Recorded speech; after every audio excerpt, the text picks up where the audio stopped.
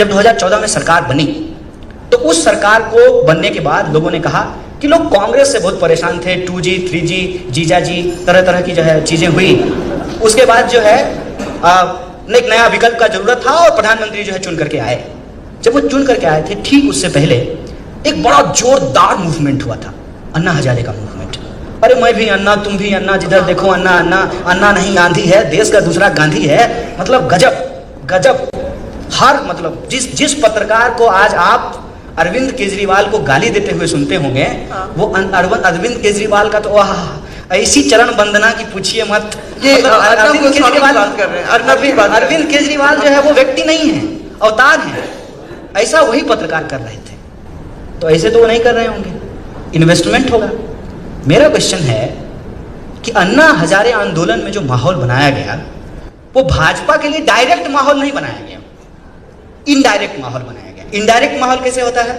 मान लीजिए कि मेरे बाप जो है फिल्म के प्रोड्यूसर हैं, तो हमने कहा डायरेक्टर को, सुनो बे हम हीरो होंगे। अब मेरी शकल जो है, मेरी शकल अब हीरो होने लायक है नहीं, तो हमको हीरो बनाना है तो क्या करना पड़ेगा? साइड एक्टर हमसे भी छोटा ढूंढ करके लाना पड़ेगा। तो लंबा हम तो नहीं दिखेंगे और हम आगे रहेंगे, बाकी लोग पीछे रहेंगे, ठीक है ना? तो मान लीजिए कि मोदी जी को हीरो बनाना है तो राहुल गांधी को मूर्ख बनाना है, और ये काम अगर मोदी जी करते तो उसका इंपैक्ट नहीं होता। जैसे आप एक चीज देखिएगा, टीवी पे जो विश्लेषक आते हैं वो अपनी पार्टी से उनका क्या संबंध है ये वो नहीं बताते हैं, कहते हैं मैं राजनीतिक विश्लेषक हूं, ताकि लोगों के सामने क्या मैसेज जाए कि ये इंडिपेंडेंट आदमी है, इसका किसी से कोई लेना देना नहीं है, ये धूमकेतु है, ये ऐसे ही पृथ्वी का चक्कर लगा रहा है, ऐसा फील कराया जाता है। नहीं, अब अन्ना हजारे आए हैं, अब मोदी जी कहते हैं कि राहुल गांधी खराब आदमी है, कांग्रेस खराब आदमी है, कांग्रेस बढ़िया पार्टी नहीं है, तो लोग कहता है अरे तो पॉलिटिकल अपोनेंट है, ये तो बोलेगा ही ना। कौन बोल रहा है? जिसका शादी नहीं हुआ है, जो समाज के लिए लड़ता है, जो मतलब है ही मतलब सन्यासी है। हालांकि काम और धर्म की बात कर रहे थे साहब, धर्म का धंधा करने वाले आजकल बहुत काम में लिप्त हैं। आसाराम बापू, चिन्मयानंद, नए नए नाम आते रहते हैं।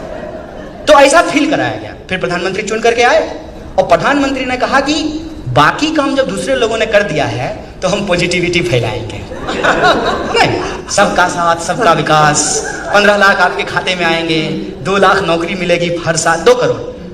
तो वादा इतना करके भूले हैं कि हम खुद भूल जा रहे हैं कि क्या बोले थे। तो ऐसा पॉजिटिविटी फैलाया गया। और आप देखे होंगे कि जो भी चीज विजुअल इंपैक्ट, मैं बहुत इंटरेस्टिंग बात बता रहा हूँ, मीडिया में है आप जानते होंगे, विजुअल इंपैक्ट पे खास ध्यान दिया गया। आप 2014 से पहले जो कमल देखते होंगे वो सेफ्रन होता था, उसको ब्लैक एंड व्हाइट कर दिया गया। अब हम लोगों को एस्थेटिक सेंस है ही नहीं। अब सुजात साहब आए थे तो काला पहन करके आए थे, पीछे ब्लू बोर्ड है, काला पहन करके आए तो कंट्रास्ट था, हम ब्लू पहन करके आए हैं, कंट्रास्ट पता ही नहीं चल रहा है, मैच करके आए थे। तो हर चीज पे बहुत बारीकी से काम किया गया और इसके लिए कंपनियां होती हैं, उनको पैसा दिया जाता है। मैं बताती हूँ उसके बारे में, क्योंकि मैं अपने बारे में बताता हूँ जो मेरे साथ हुआ है। कलर चेंज वो एक लंदन के एक एनालिस्ट ने कराया, हाँ। कि वो पार्टी का सिंबल 2014 में, मेरी किताब में है बीजेपी वाली, कि it should be exactly like what people see in the EVM, it should not be saffron. They had complete, क्योंकि हिंदुस्तान में ज्यादा लोग पढ़े लिखे नहीं है, उन्होंने तो मोदी जी निकले उस दिन और उन्होंने फोटो भी खिंचवाई which was against the model code of conduct, क्योंकि वोटिंग शुरू हो गई थी कहीं। खैर, मैं जो कहना, मैं पॉइंट ये बनाना चाह रहा हूं कि एक माहौल बना करके वो आ गए सरकार में आ गए। तो जैसे 2019 के बाद हुआ वैसे ही 2014 के बाद हुआ था, ऑपोजिशन छुट्टी पे चली गई। याद कीजिए, ऐसा नहीं हुआ कि 2019 के बाद अपोजिशन छुट्टी पे चली गई है, 2014 के बाद भी अपोजिशन छुट्टी पे चला गया था। विरोध कहां से शुरू हुआ था? विरोध शुरू हुआ था यूनिवर्सिटी कैंपस से। मैं कोई स्पेशल आदमी नहीं हूं, ये मैंने 135 करोड़ के इस देश में आई एम नॉट स्पेशल कि मुझे ही क्यों प्रोपेगेंडा का शिकार बनाया गया। Unfortunately for me and fortunately for the Modi ji, कि मैं उस वक्त जेएनयू का प्रेसिडेंट था। मैंने एक तरफ वो चुन करके आए, एक तरफ हम चुन करके आए। अब इसमें मेरी गलती तो थी नहीं, हम चुन करके आ गए, हम जेएनयू के प्रेसिडेंट थे। और अलग अलग कैंपसेस में सरकार ने आते ही जो ऑनस्लॉट करना शुरू किया, जैसे मैं कुछ इंसिडेंट बस आपको याद दिला देता हूँ, मे बी आप यू आर इंटरेस्टिंग और not, but I am telling you.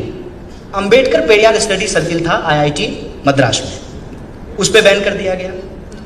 Rohit Vemula का इंसिडेंट हुआ हैदराबाद सेंट्रल यूनिवर्सिटी में, FTII का आंदोलन शुरू हुआ जहां अनुपम खेर साहब गए थे।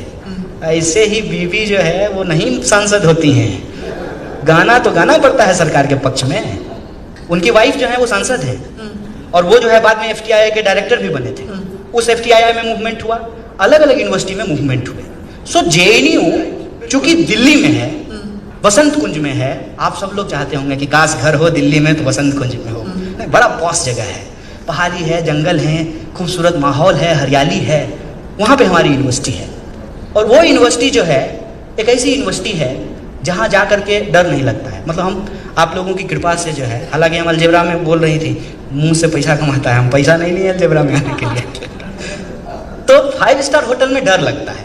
कई बार आपको गेट्स जो है, जो विराटता होती है, जो भव्यता होती है, वो साधारण इंसान को डराती है। JNU एक ऐसी यूनिवर्सिटी है कि एक साधारण इंसान को भी कॉन्फिडेंस होता है। देख रहे हैं, घराना है, मतलब पिताजी भी थे जर्नलिस्ट, ये भी जर्नलिस्ट हैं, उनके सामने भी बोलने का एक कॉन्फिडेंस देती है वो यूनिवर्सिटी। और फीस के नाम पे मिनिमल लिया जाता है, 200 रुपया लिया जाता है। तो उस यूनिवर्सिटी में हम लोग पढ़ते थे, शांति से अपना पढ़ रहे थे। सरकार बदल करके आ गई, क्या फर्क है? जैसे पिछली सरकार का मजाक उड़ाते थे, इस सरकार का भी मजाक उड़ाएंगे। 2014 से पहले जाकर के आप मेरा ही टाइमलाइन देख लीजिए। आजकल हमको मनमोहन सिंह बहुत जेंटल लगते हैं, लेकिन उस जमाने में हम लोग उनके ऊपर मीम्स बनाते थे, उनके ऊपर जोक्स बनाते थे।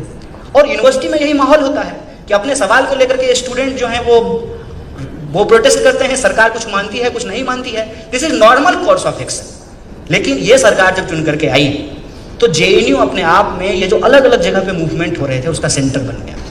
रोहित वेमुला का आंदोलन, जो कि साउथ इंडिया का ही आंदोलन था, वो अचानक से एक नेशनल आंदोलन बन गया। और रोहित वेमुला के सवाल पे आप देखिए कि आखिर ये सरकार घिर गई और स्मृति जी को शिक्षा मंत्रालय के पद से हटा करके कपड़ा मंत्रालय से, स्मृति ईरानी की बात कर रहे हैं जी, उस समय वो शिक्षा मंत्री थी, एजुकेशन मिनिस्टर थी।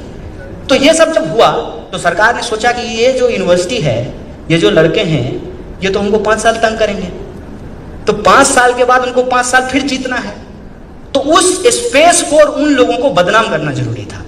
तो उन्होंने एक बहुत ही मार्वेलस तरीका निकाला कि यूनिवर्सिटी के ऊपर इस तरीके से ऑनस्लॉट किया जाए कि यूनिवर्सिटी के फेवर में जो जो लोग बोलेंगे सबको इंटरनेशनल साबित कर दिया गया। कितना आसान काम है कि एक ही तीर में अगर सबका शिकार कर लिया जाए तो सबका शिकार हो जाएगा। और आज देखिए कि वो प्रोपेगेंडा एस्टेब्लिश हो चुका है कि JNU के पक्ष में जो लोग भी बोले, तमाम लोगों को इंटरनेशनल कह करके बोला जा रहा है। अमर्त्य सेन नोबेल ऑरिएट है, दुनिया उनको मानती है कि वो इकोनॉमी को मानने वाले लोग हैं, लेकिन चूंकि वो हमारे साथ आकर के खड़े हो गए, वो भी इंटरनेशनल हो गए। जो पत्रकार बोले वो भी इंटरनेशनल हो गए, जो सिनेमा जगत के लोग बोले वो भी